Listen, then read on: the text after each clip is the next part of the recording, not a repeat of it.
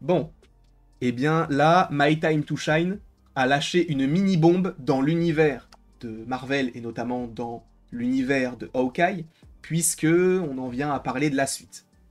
Vous allez comprendre pourquoi. Évidemment, afin de regarder cette vidéo dans les meilleures conditions, il ne faut pas avoir peur de futurs spoils concernant la suite du MCU parce que vous risqueriez d'être spoilé. Sachez que ces rumeurs m'enchantent parce que je trouve que l'idée elle est plutôt intéressante et dans un premier temps, je le rappelle encore une fois, ce ne sont que des rumeurs. Je ne dis pas que cela va arriver, mais que selon ces rumeurs-là, cela pourrait arriver de cette manière-là, même si ça a l'air quand même d'être assez précis pour se tromper, entre guillemets. Donc bon, on va évidemment parler donc de cette série Hawkeye. La première chose qui est importante d'être notée, c'est que on ne retrouverait pas que Hailey Steinfeld dans le rôle donc de Kate Bishop, la nouvelle Hawkeye, mais on partirait également sur Clint Barton qui est de retour. Alors pourquoi? L'intérêt, c'est que, ou en tout cas l'intérêt de ce questionnement plutôt, c'est que eh bien, l'acteur Jeremy Renner, on le rappelle, donc qui interprète Clint Barton depuis maintenant 2011, avec le film Thor 1, puisque oui, il a un petit caméo dans ce projet-là, eh bien, il a eu un grave accident de motoneige, si je ne dis pas de bêtises. Il était en train de déblayer, je crois, devant chez lui, et boum, il y a eu un problème, et il a failli mourir. Il a eu un gros incident qui l'a éloigné donc des tournages pendant, je crois, près d'un an. Et là, récemment, on l'a vu au casting d'une série, si je ne dis pas de bêtises. Et donc, on pouvait se dire, bon, bah, vu que c'est un projet qui a l'air quand même assez physique, il faut lui laisser le temps. Soit on ne revoit plus Hawkeye du tout, puisque de toute manière, ça fait déjà depuis 2015 qu'il doit prendre sa retraite. Et donc, auquel cas, bah, on ne revoit plus Clint Barton interprété par Jeremy Renner, mais donc on passe à donc Hailey Steinfeld qui aurait pris donc la succession, sachant que je vous rappelle quand même qu'à la fin de la série Hawkeye, eh bien nous avons une explication, ou en tout cas un petit teasing vers lequel eh bien, elle deviendrait donc la nouvelle Hawkeye en utilisant ce terme technique, sachant qu'en plus, les costumes qu'ils ont bon, sont un petit peu similaires, donc il y a une certaine passation de pouvoir entre guillemets. Donc, pourquoi ne pas partir là-dessus? A priori, donc comme je viens de vous le préciser, ou plutôt comme vient de l'expliquer My Time to Shine et comme je viens de vous le relayer entre guillemets, c'est que on aura les deux personnages. On aura à la fois Clint, mais également Kate Bishop. Donc on serait encore sur une alliance. Pourquoi? On ne sait pas. Pourquoi Clint ressort encore de sa retraite, hein, sachant qu'à chaque fois il ressort, ça a été le cas dans Avengers l'ère d'Ultron, ou plutôt là il réfléchissait à partir en retraite, ça a été le cas dans Civil War, ça a été le cas dans Endgame, mais de toute manière là il n'avait pas le choix, et ça a été le cas donc à nouveau dans Hawkeye, sachant qu'on va évidemment le revoir donc dans cette saison 2 comme précisé juste auparavant. Et donc, ce qui est intéressant, c'est que oui, il reviendra, ce qui est intéressant, ce n'est pas l'élocution de cet homme, sachez-le. Mais ce qui est intéressant, du coup, c'est oui, il reviendra bel et bien pour une saison 2, et c'est là où est la deuxième petite information, en tout cas la deuxième rumeur, c'est que oui, Hawkeye aurait été renouvelé pour une saison 2. Avant même de parler de Clint, on aurait pu parler de ça, mais oui, il revient, mais dans quoi? Dans une saison 2 de Hawkeye. Donc, sachez que ça s'inscrit dans une politique nouvelle du MCU, donc de développer des arcs de personnages sur plusieurs saisons et ne pas forcément toujours, on va dire, faire des séries sur des personnages avec des séries limitées et après on passe à autre chose. Non, là on a envie de développer tout un arc sur un personnage et d'une manière sérielle entre guillemets, donc avec notamment le personnage de Kate Bishop, et c'est plutôt intéressant de ce point de vue-là. Donc développer ça, ok, sachant que il y a eu des rumeurs, et ça on en parlera demain dans un bulletin, mais il y a eu des rumeurs donc sur Miss Marvel saison 2, récemment, il y a de cela quelques heures au moment où je tourne cette vidéo, et évidemment on sait qu'il y a aussi une préparation assez intensive du côté de Moon Knight saison 2, sans compter les séries d'animation comme What If qui aura donc une saison 3 qui pourrait sortir en 2025, ou encore la série X-Men 97 où une saison 2 est déjà en préparation depuis plus d'un an.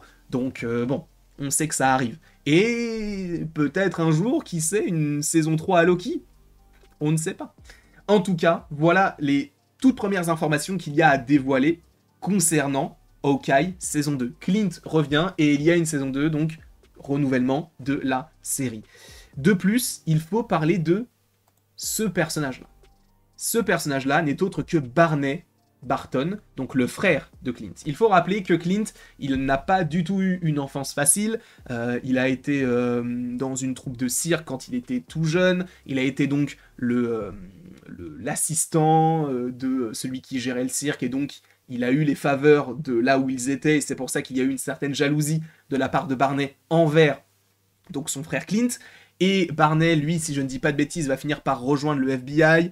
Il va y avoir un léger affrontement entre lui et Clint Barton, ce qui fait que, Trickshot, puisque c'est son nom, va finir par être blessé, et va vous vouer une haine en fait encore plus grandissante envers son frère, sachant que qui va le récupérer, c'est ce personnage-là, qu'on a déjà vu en live action, du coup c'est Egghead. Alors évidemment, ils ne vont pas reprendre son histoire, alors lui c'est Elias Starr, je ne sais pas si c'est un mélange de plusieurs personnages, mais vous savez peut-être que Ava, si je ne dis pas de bêtises, donc sa fille, c'est le personnage du coup de Ghost.